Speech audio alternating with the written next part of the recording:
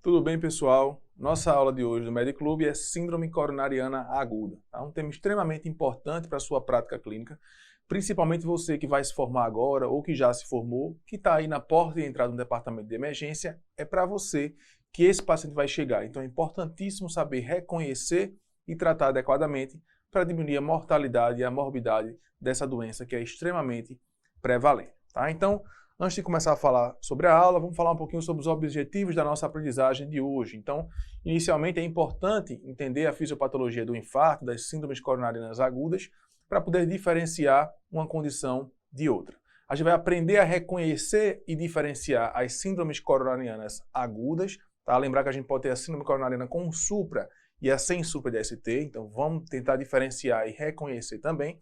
Aprender a estratificação de risco, isso é extremamente importante, porque essa estratificação vai definir se o paciente precisa ou não do internamento hospitalar, do encaminhamento para um serviço de referência e também aprender principalmente o tratamento farmacológico das síndromes coronarianas agudas. Tá? Então, sem perder muito tempo, vamos falar agora com vocês das síndromes coronarianas agudas sem supra de ST. Tá? Com supra de ST vai ser tema de outra aula. A gente fala agora sobre as síndromes sem supra de ST.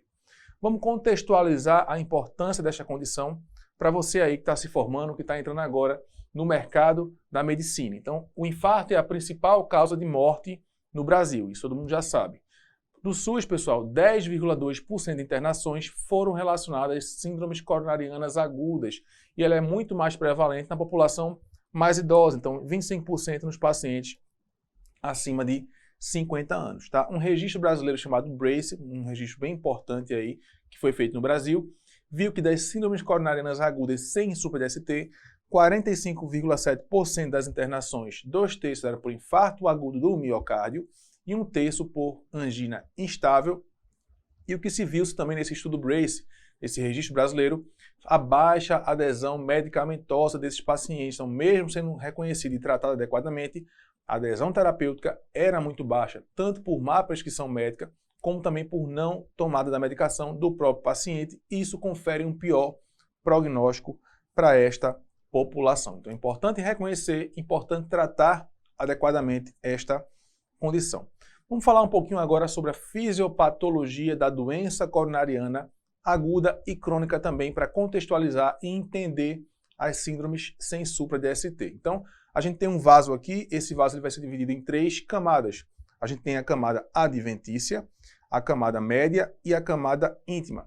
Na camada média, a gente vai ter células musculares lisas, importante saber isso, e na camada íntima é onde tudo acontece. Então, por fatores de risco de doença coronariana, hipertensão, diabetes, tabagismo, obesidade, sedentarismo, tá? Doenças inflamatórias, por exemplo, lúpus eritematoso sistêmico, aumenta o risco cardiovascular, então qualquer condição que leva à inflamação desse vaso vai levar a uma inflamação principalmente da região do endotélio.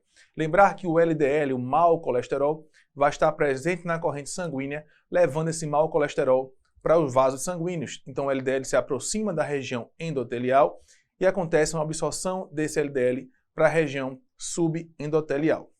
Após essa absorção para a região subendotelial, monócitos vão entrar em ação e vão fagocitar esse LDL, formando as chamadas células espumosas, os foam swells, que estão presentes aqui no nosso vaso. Então observe uma formação nessa região de cristais de colesterol e aqui a gente vai ter o chamado core lipídico. Esse core lipídico, quando ele é exposto à região sanguínea, ele é altamente trombogênico. Além do core lipídico, a gente vai ter as células musculares lisas que vão se situar na camada média, formando a chamada capa fibrosa. Observe aqui, células musculares lisas formando a capa fibrosa, protegendo esse core lipídico do contato com a região do fluxo sanguíneo.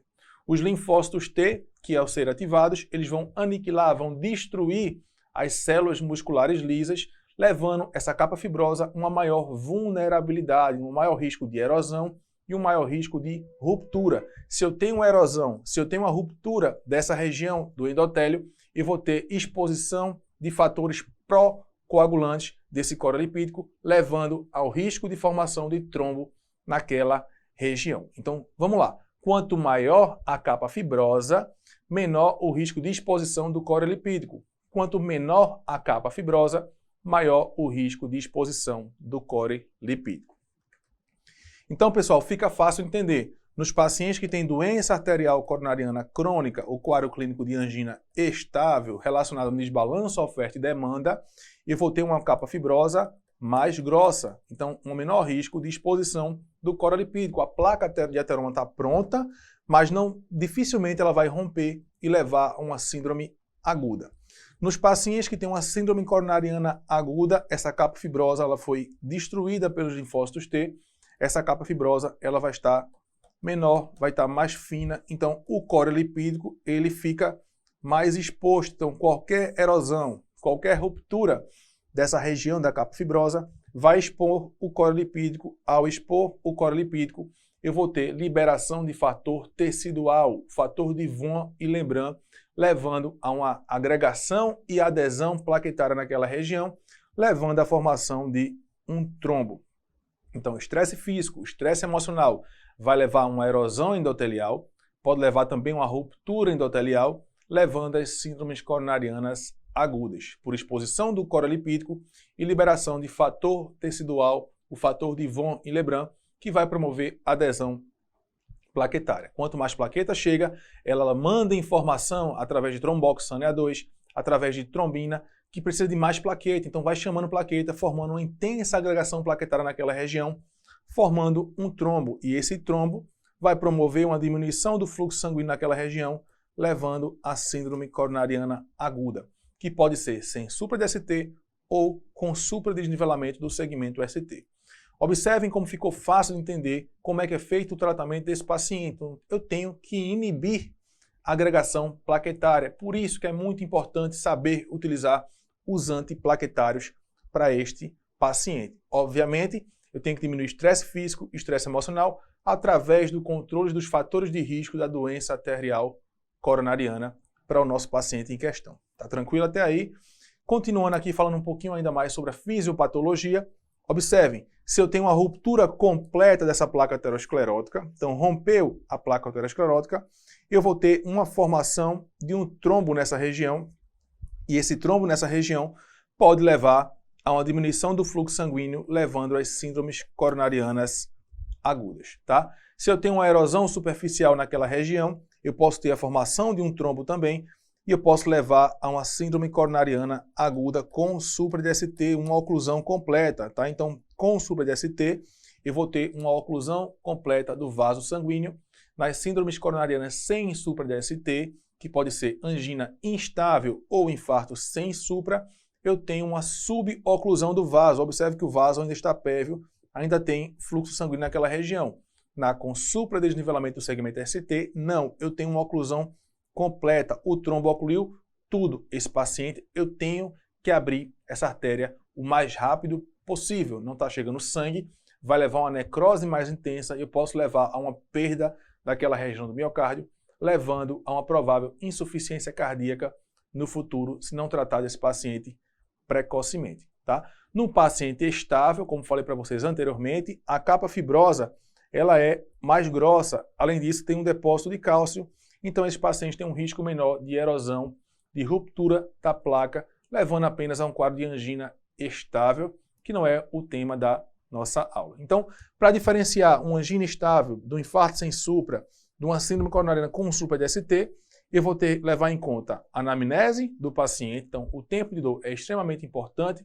Quanto mais prolongada a dor, fala mais a favor de um infarto sem supra ou com supra-DST. Tá? O marcador de necrose miocárdica ele vai ser essencial para diferenciar angina instável de infarto sem supra. E no paciente com supra, o diagnóstico vai ser eletrocardiográfico. Eu vou ter um supradesnivelamento do segmento ST maior ou igual a 1 milímetro em derivações contíguas. Tá? Não é o tema da nossa aula, mas é importante saber diferenciar com supra sem supra-DST, porque o tratamento é diferente para os dois pacientes. Em um, eu tenho que abrir a artéria com o mais rápido possível, através de uma trombólise química, de um cateterismo cardíaco com angioplastia. No outro, eu vou usar a medicação muito parecida com relação com supra, mas eu não faço trombolítico para o paciente que tem uma suboclusão. Importantíssimo esse conceito, não confundir aí na sua prática clínica.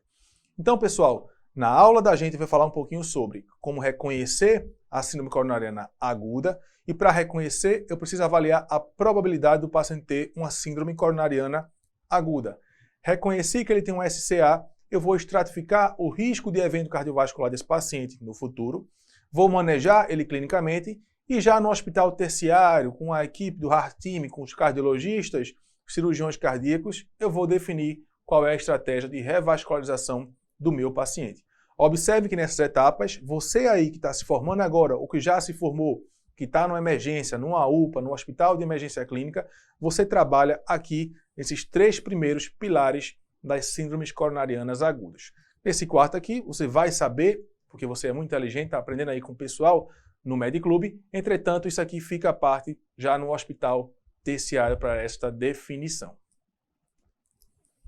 Então, pessoal, como é o diagnóstico clínico de uma síndrome coronariana aguda? Você deve estar careca de saber qual é aquela dor que é classificada como uma dor típica anginosa. Então, uma dor precordial ou retroesternal. Uma dor, normalmente, ela é intensa, ela pode ser em aperto, em peso, em constricção, tá? A região que ela está mais presente é nessa região do precórdio, pode irradiar para essa região da submandibular, da mandíbula, a face interna do membro superior esquerdo, mas pode também ir para a face interna do membro superior direito.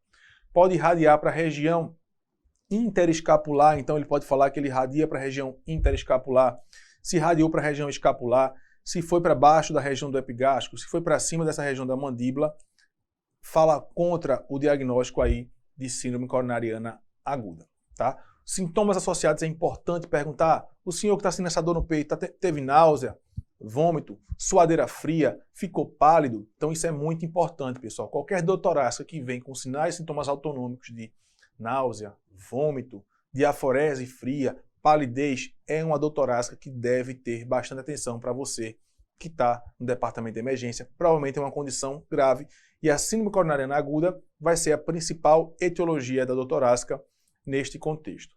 Alguns pacientes podem ter síndromes agudas sem ter esse diagnóstico muito exuberante, como por exemplo uma dor mais intensa, que dura mais prolongada, tá? Ele pode ter apenas uma dor torácica que durou mais de 20 minutos. Por exemplo, tinha uma dor de esforço e de repente essa dor de esforço não aliviou, está durando mais que 20 minutos, então provavelmente aquela placa que estava estável instabilizou. Isso também é considerado uma síndrome coronariana aguda.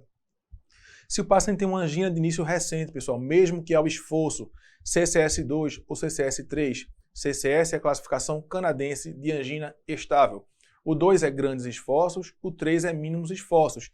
De início recente, isso também é considerado uma síndrome coronariana aguda. Uma placa que instabilizou. Se você não reconhecer inicialmente, depois de um tempo, após 2, 3 meses, esse paciente estabiliza essa placa e aí passa a ser tratado como uma doença coronariana estável. Piora da classe funcional, por exemplo, era um paciente que tinha uma angina estável CCS2, e aí nos últimos meses rapidamente foi para 3, 4, dor em repouso. Isso também confere uma instabilização de placa, uma síndrome coronariana aguda, e angina pós-infarto também é classificada como síndrome coronariana aguda. Lembrar que o paciente pode se apresentar aí com o famoso sinal de Levine, tá? Ele é pouco específico para esse perfil de paciente, entretanto, se tiver, pode sugerir o diagnóstico desta condição. Então, ele cerra o punho nessa região retroesternal, então pensar também em síndrome coronariana aguda para este perfil de paciente. Alguns pacientes, pessoal, podem ter quadros atípicos. Bastante atenção agora, porque pacientes idosos, mulheres, diabéticos, pós-transplantados, doença renal crônica, podem apresentar um quadro totalmente atípico. Por exemplo, pode se apresentar com dispneia. Num paciente mais idoso, pode ser apenas um quadro de delírio. Pode ter o famoso mal-estar, agonia. Então, muita atenção para este perfil de paciente. Então, nesses pacientes, eu vou precisar de exames complementares, um eletrocardiograma, um marcador de necrose miocárdica, para tentar fechar o meu diagnóstico clínico. Se não for um quadro atípico, o quadro vai ser muito típico. Então, todo paciente com dor torácica, seja ele típico ou atípica, merece um eletrocardiograma em pelo menos 10 minutos para diferenciar exatamente uma condição com supra de uma condição aí sem supradesnivelamento do segmento ST. Então, peguei meu paciente no departamento de emergência, ele traz para mim uma queixa de dor torácica típica. Através dessa dor torácica típica, eu posso ter várias condições, dentre elas as síndromes coronarianas agudas. Meu próximo passo vai ser avaliar a probabilidade desse paciente ter uma síndrome coronariana aguda. A probabilidade vai juntar a dor torácica do meu paciente com os fatores de risco clássicos para a doença coronariana. Então, o senhor é hipertenso? É diabético? É dislipidêmico? Fuma ou já fumou? Tem uma idade mais avançada? Tem uma história de doença coronariana precoce na família, então menor que 55 anos para homens, menor que 65 anos para mulheres. É um renal crônico, já tem uma doença arterial periférica. Pessoal, o paciente que tem doença arterial periférica, até 85% vai ter doença coronariana associada. Tem doença carotídea, já teve AVC isquêmico prévio, um AVC hemorrágico prévio, ou tem DAC prévia que já tem uma doença aí estabelecida. Então, tenho que perguntar para um paciente. Exames complementares, por exemplo, o senhor já fez um cateterismo cardíaco? Se ele fez um CAT nos últimos 10 anos e o CAT foi normal, pouco provável que tenha evoluído com doença coronariana neste paciente. Pode acontecer? Pode, mas não é comum. Já fez um teste ergométrico? Já fez uma cintilografia? Já fez alguma cirurgia de revascularização miocárdica? Então, na sua anamnese, tem que perguntar os antecedentes pessoais desse paciente para levar aí a um provável diagnóstico ou não de síndrome coronariana aguda. Pessoal, essa classificação é uma classificação que alguns livros trazem, outros não. É uma classificação clássica que foi descrita em 1881 no Circulation através desse estudo que é o CAS, Coronary Artery Surgery Study. Essa classificação, deve ter ouvido falar já, ela classifica a dor torácica do seu paciente em definitivamente anginosa, provavelmente anginosa, provavelmente não anginosa e definitivamente não anginosa. Então, classificação da dor torácica A, B, C e D. O que seria uma dor torácica tipo A? Dor retroesternal, precordial, precipitada por esforço, irradia para o ombro, membro superior esquerda, mandíbula, face interna do membro superior esquerdo, duração de minutos, mais de 10 minutos, que alivia com repouso ou nitrato. Então essa dor é uma dor típica, definitivamente anginosa, não tenho dúvida da dor do meu paciente. A letra B, provavelmente anginosa, tem a maioria das características que falei para vocês anteriormente, mas nem todas, então precisa de outros exames complementares para definir se é ou não. O paciente do tipo C, provavelmente não anginosa, tem poucas características da dor definitivamente anginosa e tem que precisar de outros exames para excluir ou não esta condição. E o D não tem nenhuma característica de dor anginosa. Então, eu vou pegar meu paciente, vou classificar a dor torácica dele em A, B, C, D, vou avaliar a probabilidade de ter uma síndrome coronariana aguda e isso vai definir qual vai ser a minha conduta com relação a este paciente, tá? Então, qual é o paciente que tem uma baixa probabilidade de doença coronariana? Se tiver até um fator de risco de doença para doença coronariana, exceto diabético, se for diabético já tem uma probabilidade pelo menos intermediária, idade menor que 60 anos, então eu considero o paciente com baixa probabilidade. Na intermediária, eu vou ter dois fatores de riscos, diferentes de diabetes mellitus, tá? Idade menor que 60 anos. E na alta probabilidade, eu vou ter mais de dois fatores de risco. É um paciente diabético, então já tem uma alta probabilidade só por ser diabético, mais de 60 anos ou doença aterosclerótica conhecida. Então, observe, o diabético, o paciente mais idoso, tem uma alta probabilidade de ter doença coronariana. Então, num contexto da torácica típica, uma alta probabilidade, eu não tenho dúvida que o diagnóstico é de síndrome coronariana aguda. Vamos resumir tudo aqui nesse fluxograma. Então, avaliei meu paciente clinicamente, fiz exame físico, normalmente não tem nenhuma alteração, fiz um eletro em 10 minutos para o meu paciente, tá? Se não tem supra, pode ser uma síndrome coronariana sem supra de ST. Então, vamos falar aqui da nossa aula. Se a dor torácica é tipo A, definitivamente ou provavelmente anginosa, e a probabilidade desse paciente ter DAC é intermediária ou alta, não tenho dúvida, pessoal. O diagnóstico é síndrome coronariana aguda e vou tratar esse paciente como tal. O paciente que fica ali no meio termo é um paciente que você vai ter uma dor torácica tipo A ou B, com a probabilidade de DAC muito baixa. Por exemplo, uma dor muito típica, é um paciente muito jovem, 30 anos, não é hipertenso, não é diabético, não tem nenhum fator de risco adicional. Você fica ali, será que é? Será que não é? Será que não é um vasoespasmo? Será que não é outra doença que está mimetizando uma síndrome coronariana aguda? Pode ser. Se o paciente tem uma dor torácica tipo C e uma probabilidade de DAC intermediária ou alta, ou seja, aqui já é o outro lado da moeda, uma dor que não convence muito. mas é um paciente idoso, é um paciente diabético, já tem DAC, por exemplo, já tem uma probabilidade pelo menos alta de ter doença coronariana, você fica com o pé atrás. Esse paciente eu não posso mandar para casa, apesar da dor não ser muito típica, então vale a pena para esse paciente exames complementares, por exemplo, marcador de necrose miocárdica. Então esse paciente entra no chamado protocolo de dor torácica. Falo sobre ele um pouquinho mais adiante.